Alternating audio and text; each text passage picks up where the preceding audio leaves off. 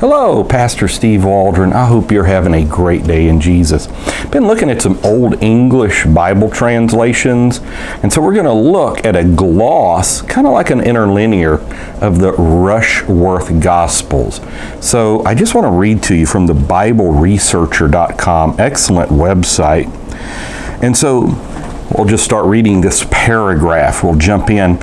Shortly after it was added to the Lindisfarne Gospels, this gloss was used as the basis for another interlinear gloss added to the Gospels of Mark, Luke, and John in the Rushworth Book of the Gospels, also called the MacRegol Gospels. You can buy this on Amazon. I looked it up.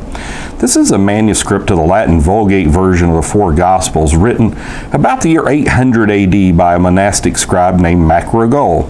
MacRegol's Latin text contains such strange errors of transcription as could only have been made by one who's unfamiliar with the language. The monks evidently needed the Anglo-Saxon gloss to understand the text, and so towards the end of the 10th century, the gloss was added to the manuscript by two men named Farman and Owen. Farman, who came from Mercia rather than Northumbria, glossed the Gospel of Matthew in the Mercian dialect. Owen completed the work with the Northumbrian gloss. This gloss also shows ignorance of Latin at many points, but it sometimes represents the Vulgate more correctly than the Lindisfarne Gospel manuscript. It must have been copied by another source. A comparison of this Anglo-Saxon gloss with that of the Lindisfarne Gospel manuscript shows that they're related in some way, although not identical.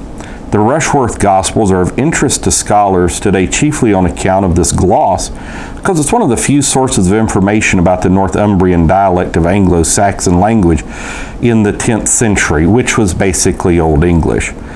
The whole manuscript serves to indicate what little knowledge of Latin the priests and monks of Northumbria had at this time. A full description of this codex, including details of its historical context, its Latin text, and Anglo-Saxon gloss, is given by George Waring in the preface and prolegamentum of the Lindisfarne and Rushworth Gospels, Part 4 in the series Publications, Suartez Society, Volume 48, 1865. The entire manuscript may be seen online at the website of the Bodleian Library, which designated MS for manuscript AUCTD219. And I'll have Sister Waldron zoom in here. This is a section of the Rushworth Gospels from Luke 23, 27 through 34, followed by a transcription of the Latin text in the Anglo-Saxon gloss. And pretty interesting. I've tried to read Anglo-Saxon from time to time, Old English. I do a better job than I would have thought sometimes. And basically, if you just sit there and think about it phonetically, a lot of times you can figure it out. But I am going to tell you, somewhere around half the time, I can't figure it out. And it's not something, if you just go to look at it really quick, yeah, not going to work. I've always admired Dr. Bill Cooper with the creation science movement in the UK, Cambridge grad, because he would learn Old English and Middle English and even maybe Sumerian and different things for different studies. Always loved that.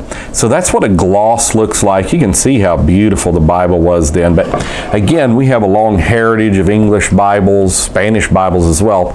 And so we're just looking at some of those today. What a history. We just want the world to be filled with Bibles. God bless. Talk with you later in Jesus' name.